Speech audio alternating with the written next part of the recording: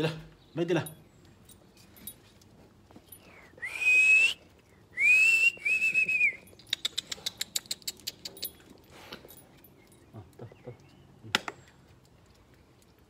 Ayan na. Ayan na isa. Na isa.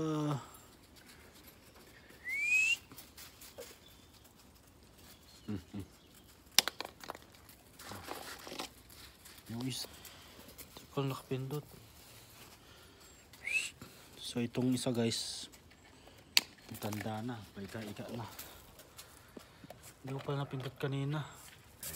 Yan, binigyan ko silang tigi isang tinapay. Tinapay na bato.